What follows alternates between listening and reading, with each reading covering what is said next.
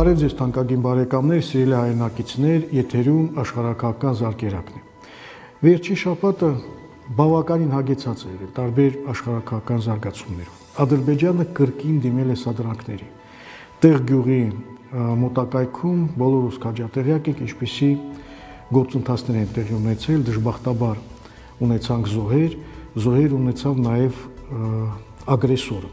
Այնուամենայնիվ այս ամենը բնական է տեղի ունենում ոչ թե լոկալ, այլ այսպես տարածաշրջանային առնվազն աշխարհակահաղական զարգացումների ներքո, նույնիսկ գլոբալ։ Անմիջապես Թուրքիայի արտգործնախարարը հեռախոսազրույց է ունեցել իր ադրբեջանցի գործընկերոջ հետ, ցավակցել զոհերի կապակցությամբ, կրկին նշել, որ Թուրքիան միշտ լինելու է Ադրբեջանի կողքին։ Այսպիսի եղբայրական միություն է ստեղծվել այս երկու պետությունների, որոնք իսկապես իրականացնում են հայատյաց եւ ծավալապաշտական քաղաքականություն։ Վերջի մի քանի օրերի ընթացքում տարածաշրջանում էր ԵՀԿ գործող նախագահը, Հյուսիսային Մակեդոնիայի արտգործնախարարը։ Նա հանդիպում ունեցավ նաև Ադրբեջանում։ Ադրբեջանում նրան ընդունեց Մինի Մեջլիսի խոսնակը եւ իհարկե Իլհամ Ալիևը։ Ալիևի հետ հանդիպման ժամանակ տարբեր հարցեր են քննարկվել, իհարկե առաջին հերթին նաև Ադրբեջանա-Ղարաբաղյան հակամարտության կարգավորումը, որտեղ Իլհամ Ալիևը մի շարք հայտարարություններ է արել, մասնավորապես, որ պետք է նույնպես այսպես կոչված վերինտեգրումը եւ այլը իրականացվի իմիջիալոց, ասեն, որ մենք ընդհանրապես պետք է հակառակորդի տերմինաբանությունից հրաժարվենք։ Ինտեգրում եւ վերինտեգրում նախ եւ առաջ նրանց էությունը չի արտացոլում այն քաղաքականությունը, որ իրականացնում է Ադրբեջանը։ Ադրբեջանի քաղաքականություն դա ոչ այլ ինչ է, քան գաղութացում, քան Արցախի վերածումը համակենտրոնացման ճամփարի։ Բայց այնուամենայնիվ այսպիսի հանդիպումներ են տեղի ունեցել, շատ լավ կլներ, որ ԵՀԿ գործող նախագահը ինչ որ կերպ նախատեր, ճնշում գործադեր Ադրբեջանի վրա իր ծավալապաշտական քաղաքականության համար, Արցախի շարունակվող շրջափակման եւ պաշարման, բայց ավաղ այդպիսի բաներ տեղի չունեցան։ Ընդհակառակը Ադրբեջանը շարունակեց նույնիսկ իր հայատյաց քաղաքականությունը սուբզատիկի տոնակատարությունների ժամանակ, անգամ։ Ուրեմն նրանք հրապարակել են Կալիբր ազգ կոչված իրենց ամենահայտնի Telegram ալիքով, հրապարակել են Ղազանչեցոտ Սուրբ Ամենափրկիչ Մար տաճարի լուսանկարը, նշելով, որ սա ռուսական ուղղափառ տաճար է եւ որ Ադրբեջանը, տեսեք, ինչ տոլերանտ երկիր է։ Նախ եւ առաջ նորից փորձ է կատարում հայ-ռուսական հարաբերությունները խարխլել, ռուս ուղղափառ եկեղեցու, հայ առաքելական եկեղեցու հարաբերությունները խարխլել, ինչպես նաեւ ինչ որտեղ, գիտեք, արդարացնել Ղազանչեցոցի այսպիսի վերակառուցումը ճակերտներում, այսինքն քանդումը, որովհետև հիմա մենք տեսնում ենք Արևմուտք-Ռուսաստան հարաբերությունների այդ խորացումը, հետեւաբար եթե ռուս ուղղափառ եկեղեցի է քանդվում, կարելի է աչքերները փակել, բայց այնուամենայնիվ սա այն գործընթացներն են, որոնք տեղի են ունենում։ Ասեմ, որ նաև թուրքական երկրները, հայտարարել են Շուշին թուրքական մշակութային մայրաքաղաք 2023 թվականին։ Սա եւս մեկ անգամ ցույց է տալիս, որ ծավալապաշտական աշխատանքները եւ քաղաքականությունը իրականացվում են հենց տեղում հողի վրա եւ այս ամենը բնական է հորդորվում է առաջին հերթին Թուրքիայի կողմից։ Անցած մի քանի օրերի ընթացքում զարգացումներ եղան նաեւ ադրբեջանական-իրանական հարաբերություններում։ Այսպես երկու երկրների արտգործնախարարները հեռախոսազրույց են ունեցել, քննարկել են իրավիճակը ստեղծված բարդությունները։ Ադրբեջանը ընդգծել է, որ Իրանը պարտավոր է հարգել Ադրբեջանի ինքնուրույն սուվերեն արտաքին քաղաքականությունը։ Հարգելը մի բան է, ընդունել այլ բան։ Կարող ես ընդունել, բայց չհարգել։ Եվ Ադրբեջանի այդ քաղաքականությունը դժվար թե Իրանի համար լինի ընդունելի։ Հետաքրքիր զարգացումներ տեղի ունեցան նաև այդ համաթուրքական հարաբերությունների ներքո Ղազախստանում։ Ղազախստանը այցելել Ադրբեջանի նախագահ Իլհամ Ալիևը։ Շատ ջերմ ընդունելություն, տարբեր հարցերի քննարկում, երկկողմ հարաբերությունների զարգացում եւ ամենակարևորը ըստ երևույթի Ղազախստանը փորձելու է Ադրբեջանի միջոցով շրջանցելով Ռուսաստանը եւ Իրանը իր նավթը ուրեմն արտահանել Եվրոպա, Արևմուտք։ Ժամանակը ցույց կտա եւ գործընթացները իրոք սա ինքնուրույն խաղ է, թե այլ երկրներ նույնպես կանգնած են այս ամենի հետևից, բայց փաստը մնում է փաստ, որ թուրքական երկրները զարգացնում են իրենց հարաբերությունները։ Ասեմ, որ մի քանի օր է ԱՄՆ-ում է գտնվում նաեւ Ադրբեջանի ռազմաօդային ուժերի հրամանատարը, նա հանդիպումներ է ունեցել տարբեր պաշտոնյաների հետ, Պենտագոն է այցելել, սա եւս մեկ անգամ ցույց է տալիս, որ Ադրբեջանը զարգացնում է իր հարաբերությունները Արևմուտքի հետ։ Ասեմ, որ նաև թուրքական կողմը արտգործնախարար Չավուշօղլուն հայտարարել է, որ Թուրքիան ամեն ինչ անելու է, որպեսզի Ադրբեջանը, որը դիմել է, դառնալու այսպես կոչված D8, այսինքն մահմեդական ությակի երկրների անդամ։ Սա մի կազմակերպություն է, որը իմիջիալոց ստեղծվել է հենց Թուրքիայի հովանու ներքո եւ 1997 թվականին է փաստորեն առաջի գագաթնաժողովը եղել Ստամբուլում, կենտրոնն էլ է Ստամբուլում 1997 թվականից փաստորեն գործում է։ Այս իսլամական ությակը իր մեջ ներառում է այնպիսի երկրներ, ինչպիսին է Բանգլադեշը, Եգիպտոսը, Նիգերիան, Ինդոնեզիան, Իրանը, Մալայզիան, Պակիստանը եւ Թուրքիան։ Եվ հիմա Ադրբեջանն էլ է փորձում անդամակցել եւ Չավուշօղլուն հայտարարել է, որ այդ ությակը պետք է դառնա առնվազն 20 երկրից բաղկացած կազմավորում։ Ինչ քաղաքական շահեր այն կհետապնդի, ցույց կտա ժամանակը, իհարկե այստեղ կան երկրներ, որոնք ունեն արմատական տարբեր շահեր, չի բացառում, որ այդ ությակի միջոցով ավելացնելով թվականակը մինչև 20-ի, Թուրքիան փորձի նաև կենտրոնական Ասիայի թուրքախոս երկրներին անդամակցել, որպեսզի իր դիրքերը աշխարհում ուժեղացնի, բայց իհարկե փորձը է, չի նշանակում, որ այն հաջողվել է։ Բավականին հետաքրքիր զարգացումներ տեղի ունեցան Իրանում։ Այսպես Իրանի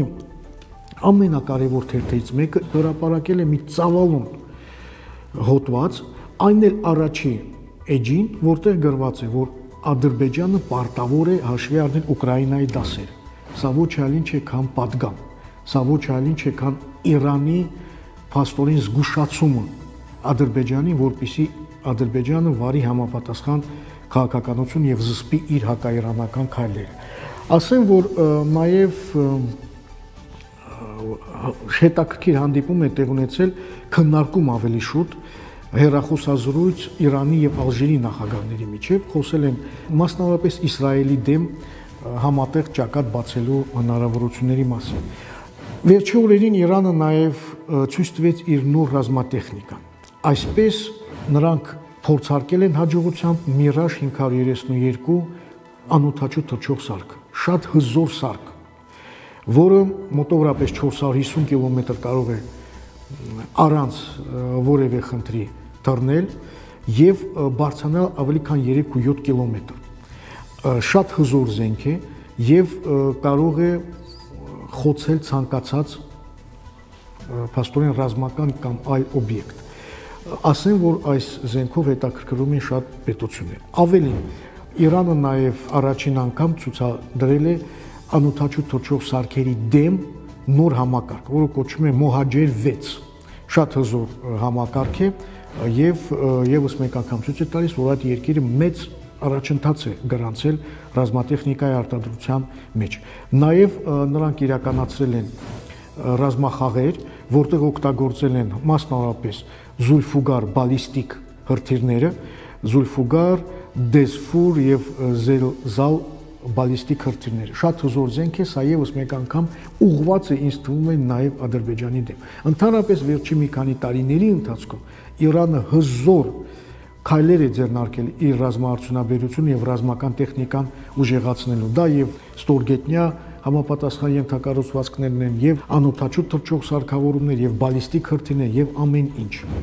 Ակտիվ քաղաքականություն էր վարում նաեւ ԱՄՆ-ն։ Այսպես մենք անցած հաղորդման ժամանակ խոսել ենք, որ ԱՄՆ-ում էր գտնվում Թայվանի նախագահը եւ հանդիպել է ներկայացուցիչների պալատի ղեկավարի հետ։ Հիմա ներկայացուցիչների պալատի նախագահը Կևին Մակկարտին հայտարարել է, որ Չինաստանը չի կարող ճնշել ԱՄՆ-ին կամ ազդել նրա որոշումների վրա, որ իրենք զարգացնելու են հարաբերությունները Թայվանի հետ անկախ չինական ռեակցիայից։ Մեկ այլ բարձրաստիճան պաշտոնյա, նույնպես կոնգրեսական, Գալահերը հայտարարել է, որ Թայվանի համարվում է, կարելի է այսպես ասել, աշխարհի հեռավոր ծայրերում մի ժողովրդավարության ճրագ, որը պետք է վառ լույս տա այս ավտորիտար օվկիանոսում։ Բնական է առաջին հերթին նրանք ի նկատի ունեն Չինաստանին։ Իհարկե այս ամենը շատ վատ է ընդունել Չինաստանում, առավել ևս որ վերջի մի քանի օրերի ընթացքում ԱՄՆ-ն ավելի քան 3 միլիարդ դոլարի զենք եւ զինամթերք է մատակարարելու Թայվան։ Այդ որոշումը արդեն ընդունվել է։ Հերախոսազրույց են ունեցել նաև ԱՄՆ-ի պետքարտուղարը եւ Ուկրաինայի արտգործնախարարը։ Քննարկել են տարբեր հարցեր, մասնավորապես Ուկրաինայի հակահարվածի մասին խնդիրներ են քննարկել։ Սա եւս մեկ անգամ ցույց է տալիս, որ իսկապես Ուկրաինան դարձել է գերտերությունների թաթերաբեմ։ Ինչ վերաբերում է նույն Ուկրաինային, պատերազմը այնտեղ շարունակվում է, վերջերս էլի հրթիռակոծվել են տարբեր վայրեր, այդ թվում նաև Լվով քաղաքը, իսկ Սամարղանդում Ռուսաստանի նախաձեռնությամբ նաև, ինչպես նաև Չինաստանի եւ Իրանի ակտիվ մասնակցությամբ տեղի ունեցել այսպես կոչված տարածաշրջանային քարյակի հանդիպումը Ռուսաստան, Չինաստան, Իրան, Պակիստան, որոնք քննարկել են նաև Աֆղանստանում տիրող իրավիճակը։ Ինչու Աֆղանստանում, որովհետև Աֆղանստանը մի երկիր է, որը նախ եւ առաջ գտնվում է կենտրոնական Ասիայի շատ կարևոր հատվածում, երկրորդը այնտեղից կարող է տարբեր վտանգավոր հոսանքներ ներթափանցել, թե կենտրոնական Ասիա, թե Չինաստան, թե Իրան, թե Պակիստան, նաև Ռուսաստանի դեմ կարող է շատ վատ զարգացումներ տեղ ունենան, առավել ևս որ Աֆղանստանում բնակվող բազմաթիվ ազգություններ, մասնավորապես օրինակ թուրքմեններ, ուզբեկներ, տաջիկներ, ղրղզներ ապրում են նաև կենտրոնական Ասիայում, պուշտունները առհասարակ նաև շատ ավելի մեծ քանակություն ունեն Պակիստանում, քան Աֆղանստանում, բավական է նշել, որ Պակիստանի բանակի սպայական անձնակազմի 22%-ը էթնիկ պուշտուններ են, այսինքն շատ կարևոր տարածաշրջան է այստեղ։ Չինաստանն է կարևոր քայլեր ձեռնարկել, այսպես չինական բանակը կատարել է լայնածավալ զորավարժություններ եւ այդ զորավարժությունները ուղղված են, ինչպես նաեւ դա պաշտոնապես հայտարարվել է, հարկ եղած դեպքում Թայվանը չեզոքացնելու։ Շատ մեծ քանակությամբ ռազմածովային ուժեր են մասնակցել, ռազմաօդային եւ իհարկե նաեւ բալիստիկ հրթիռներ են կիրառվել եւ այլն եւ այլն։ Սա ոչ թե եւ ոչ այնքան Թայվանին է ուղղված, ինչքան իհարկե